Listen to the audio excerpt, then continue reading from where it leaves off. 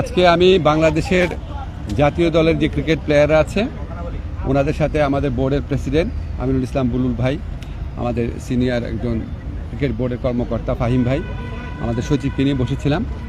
আমি ব্যক্তিগতভাবে ক্রিকেটের অনেক বড় একজন ভক্ত।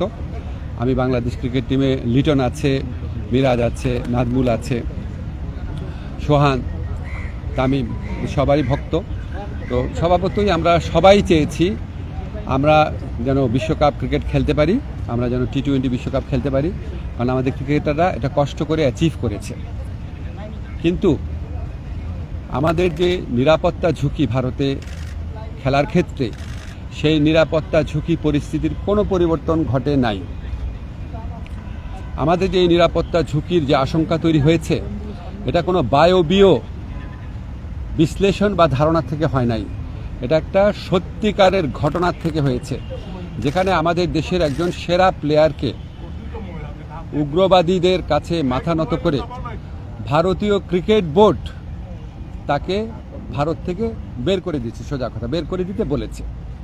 তো এখন আইসিসি যে টুর্নামেন্টটা তো ভারতেই হবে। আইসিসি আমাদেরকে যতই বলুক নিরাপত্তা আশঙ্কা নেই, আইসিসি নামে তো আলাদা কোনো দেশ নাই। যেই দেশে আমার একটা প্লেয়ার নিরাপত্তা পায় নাই, এবং যেই দেশে ভারতীয় ক্রিকেট বোর্ড সরকারের একটা এক্সটেন্ডেড পার্ট, তারাই আমার প্লেয়ারকে উগ্রবাদীদের চাপে নিরাপত্তা দিতে ব্যর্থ বা অনীহ হয়েছে, সেই দেশেই খেলা হচ্ছে। সেই দেশের পুলিশ, সেই দেশের সিকিউরিটি এজেন্সিরই দায়িত্ব হবে ক্রিকেটারদেরকে নিরাপত্তা দেওয়া। তো আমরা তাহলে ওই ঘটনার পরে কি এমন চেঞ্জ হয়েছে ভারতের, যে আমরা ভাবতে পারবো যে ভারতে আবার কোনো উগ্রবাদী আস্ফালন হবে না, এবং ভারত আমাদেরকে মুস্তাফিজকে নিরাপত্তা দিতে পারে নাই। তো কি হয়েছে, আমাদের ক্রিকেটারদের, আমাদের সাংবাদিকদের, আমাদের দর্শকদের সবাইকে নিরাপত্তা দিতে পারবে? এটা আমরা কিসের থেকে কনভিন্সড হব? আমাদেরকে এই বিষয়ে কনভিন্স করার জন্য আইসিসি কোনো চেষ্টা করে নাই। আইসিসি আসল যে ইনসিডেন্ট সেটাকে বাদ দিয়ে তার স্ট্যান্ডার্ড যে সিকিউরিটি প্রসিডিউর সেগুলো নিয়ে আলোচনা করেছে। যেখান থেকে গ্রিভান্সটা, সেই ঘটনা নিয়ে আইসিসি কোনো স্ট্যান্ড নেয় নাই ঠিক মতো। এমনকি ভারত সরকারের পক্ষ থেকে যে আমাদের কনভিন্স করানোর চেষ্টা করা যে যেই ঘটনাটা ঘটেছে মুস্তাফিজের ক্ষেত্রে এটা একটা আইসোলেটেড ঘটনা, বা আমরা এটার জন্য সরি, আমরা এই ব্যবস্থা নিচ্ছি, তোমাদের দর্শক, তোমাদের সাংবাদিক, তোমাদের খেলোয়াড়দের জন্য কোনো রকম যোগাযোগের চেষ্টা করে নাই, কোনো রকম কনভিন্স করা। ফলে আমাদের ডিসিশন পরিবর্তন হওয়ার কোনো রকম স্কোপ নাই। আমরা এখনও আশা করব, আমরা মনে করি আমরা আইসিসি থেকে সুবিচার পাই নাই, আমরা এখনও আশা করব আইসিসি সুবিচার করবে। আমাদের যে বিশ্বকাপ খেলার যে অধিকার, যেটা শ্রীলঙ্কাতে আমাদের খেলার সুযোগ রয়েছে, এরকম বহু নজির পৃথিবীতে আছে যে অন্য একটা ভেন্যুতে সিকিউরিটি রিস্কের কারণে খেলা হচ্ছে। আমাদের এখানে জেনুইন সিকিউরিটি রিস্ক আছে, আমরা এখনও আশা ছাড়ি নাই। আমরা আশা করব আইসিসি আমাদের জেনুইন সিকিউরিটি রিস্কটা সুবিবেচনার সাথে নিয়ে আমাদেরকে শ্রীলঙ্কায় খেলার সুযোগ করে দেবে বিশ্বকাপ। আমরা সেই আশাবাদ নিয়ে এখনো অপেক্ষা করছি। ধন্যবাদ। আর বাকি যা বলার বুলবুল ভাই বলবে। আমার একটা মিটিং আছে, আমি আপনাদের থেকে কাইন্ডলি বিদায় নিচ্ছি। আচ্ছা, আমি আজকে ক্রিকেটারদের সাথে যখন কথা বলেছি, আমি প্রথমেই বলেছি ক্রিকেটারদের সাথে আমার যা কথা হবে সেটা আমাদের ব্যক্তিগত ব্যাপার, আমাদের প্রিভিলেজ কমিউনিকেশন। তাদের কারো কথা আমি সাংবাদিকদের বলবো না, তারা নিজেরা বলতে চাইলে বলবে। আমার কোনো কথা তাদেরকে কি বলেছি সেটাও বলবো না, শুধু এইটুকু বলবো, কারণ এটা একটা প্রিভিলেজ কমিউনিকেশন। আমি যদি বলি যে ক্রিকেটাররা কি বলেছে সব আপনাদের বলবো, তাহলে তো ওরা মন খুলে কথা বলতে পারবে না। আমাদের এই সাক্ষাতের উদ্দেশ্যটা ছিল আমরা সরকার কেন এই সিদ্ধান্তটা নিয়েছে সেটা তাদের ব্যাখ্যা করে বুঝিয়ে বলা, কনটেক্সটটা বলা। আমার কাছে মনে হয়েছে যে তারা এটা বুঝতে পেরেছে, এটাই পারপাস ছিল, আর কিছুই না। আর তারা কি বলেছে সেটা বলার অধিকার আমার নাই। একটা বিশ্বকাপ না খেলতে পারলে ক্রিকেটারদের যেমন ক্ষতি হবে, বোর্ডের ক্ষতি হবে, পুরো বাংলাদেশের ক্ষতি হবে। আমরা দর্শক বলি, আমরা রেভিনিউর কথা বলি। বিশ্বকাপ খেললে বাংলাদেশে কি ক্ষতি হবে সেটাও আপনাদের বিবেচনা নেওয়া উচিত। মাথা নত করে নিজের দেশের মানুষকে সিকিউরিটি রিস্কের মধ্যে ফেলে, এই আঞ্চলিক রাজনৈতিক পরিস্থিতি বিবেচনা না করে একটা জেনুইন রিস্কের মধ্যে নিজের দেশের শুধু খেলোয়াড় না, দর্শক এবং সাংবাদিকদেরকে ঠেলে দিলে কি ক্ষতি হতে পারে সেটাও আপনাদের সবার বিবেচনা নেওয়া উচিত। আচ্ছা, লাস্ট কোশ্চেন বলেন।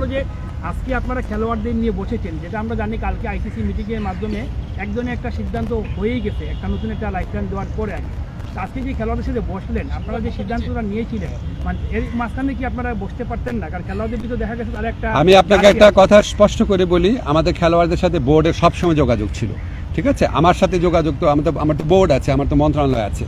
আর আপনাদেরকে আমি স্পষ্টভাবে জানিয়ে দেই, এই যে সিকিউরিটি রিস্কের কথা বিবেচনা করে ভারতে বিশ্বকাপ না খেলা, এটা আমাদের সরকারের সিদ্ধান্ত। কোনো একটা দেশের মানুষ অন্য একটা দেশে গেলে সিকিউরিটি রিস্ক আছে কি না সেটা সরকার বিবেচনা করে দেখে, এটা অন্য কারো বিবেচনার স্কোপ নাই। ধন্যবাদ। কিন্তু আমি বলেছি আসুন। আচ্ছা, আপনাদের অবশ্যই জানা উচিত যে গতকালকে আইসিসির একটা মিটিং ছিল এবং মিটিংয়ের যে কমিউনিকেশন ছিল, কমিউনিকেশনটা শুরু হয়েছিল সেখান থেকে যখন মুস্তাফিজকে আইপিএলের একটা দল থেকে বাদ দেওয়া হলো। বাদ দেওয়া হয়েছিল, Mustafiz was not injured, Mustafiz নিজে থেকে নাম উইথড্র করেনি। মুস্তাফিজ, বাংলাদেশ ক্রিকেট বোর্ড তার এনওসি ক্যান্সেল করেনি। নিরাপত্তাজনিত কারণে মুস্তাফিজকে আইপিএলের একটা দল থেকে বাদ দেওয়া হয়েছিল। পরবর্তীতে আমরা গভর্নমেন্টের মাধ্যমে জানতে পারলাম এবং আমরা ফিল করেছি সিকিউরিটি একটা বড় ইস্যু এই 2020 ওয়ার্ল্ড কাপের জন্য। জানার সাথে সাথে আমরা আইসিসির সাথে যোগাযোগ করেছি 4th of January, এবং 4th of January আমরা জানিয়েছি যে this is the situation, give us an alternate venue or look this matter seriously. পরবর্তীতে বিভিন্ন পর্যায়ে আমাদের সাথে যোগাযোগ হয়েছে এবং যোগাযোগের এক পর্যায়ে আমরা এস্টাবলিশ করতে পেরেছিলাম যে এই সিকিউরিটির কারণে আইসিসি বিভিন্ন পদক্ষেপ নিয়েছে এবং রিসেন্টলি আইসিসি বিভিন্ন সময় 1996, 2003 যে ঘটনাগুলো ঘটেছিল সেগুলো বলার চেষ্টা করেছে। আমরা আইসিসিকে বলেছি যে রিসেন্ট যে ঘটনাগুলো ঘটেছে এবং আইসিসির যে পদক্ষেপগুলো ছিল সেগুলো তাদেরকে আমরা দেখিয়ে দিয়েছি চোখে আঙ্গুল দিয়ে।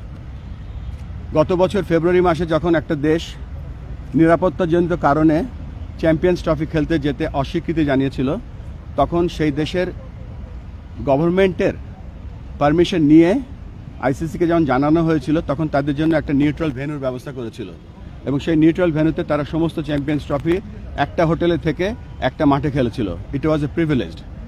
পরবর্তীতে যে আপনারা জানেন যে হাইব্রিড মডেলটা যেটা এখন হচ্ছে, আমরা সকলে বলছি যে শ্রীলঙ্কা কো হোস্ট না, শ্রীলঙ্কা হাইব্রিড মডেলের একটা অংশ যেখানে অন্য অন্য দেশের খেলাগুলো হচ্ছে সেখানে। আমরা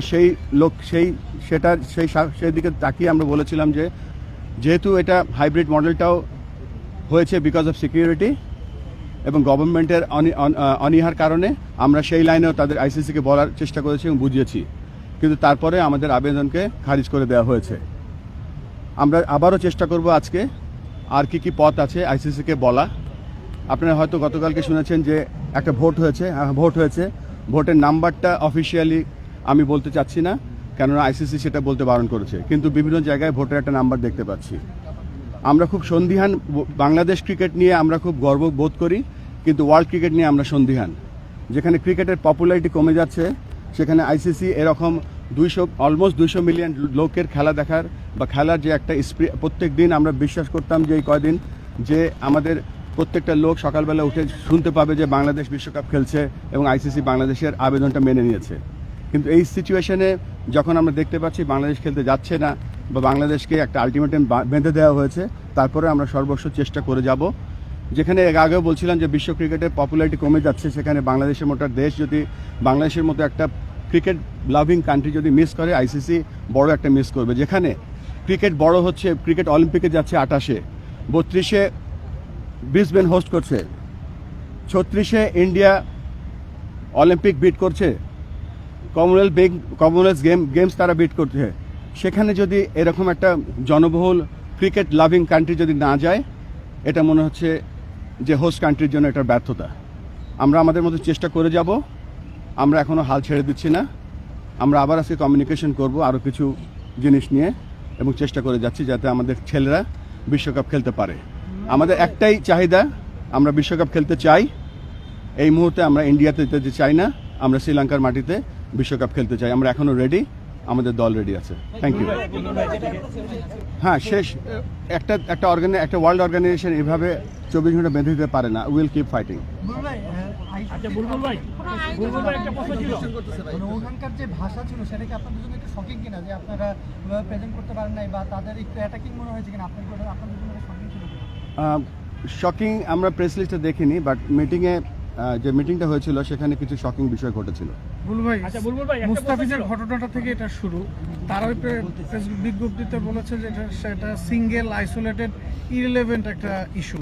আপনারা এটাকে কিভাবে সিঙ্গেল আইসোলেটেড আর কি বলবেন, ইররিলেভেন্ট ইস্যু না, এটা ক্রিকেট খেলা ছিল এবং যেই দেশে ক্রিকেট খেলা ছিল they were the sole authority for that event. আচ্ছা, বুলবুল ভাই একটা প্রশ্ন ছিল। বুলবুলের সামনে শেয়ার করা যায় যতটুকু? না, এটা করা যাবে না। Thank you very much. Bulbul ভাই, আরেকটা প্রশ্ন, বুলবুল ভাই। একটা প্রশ্ন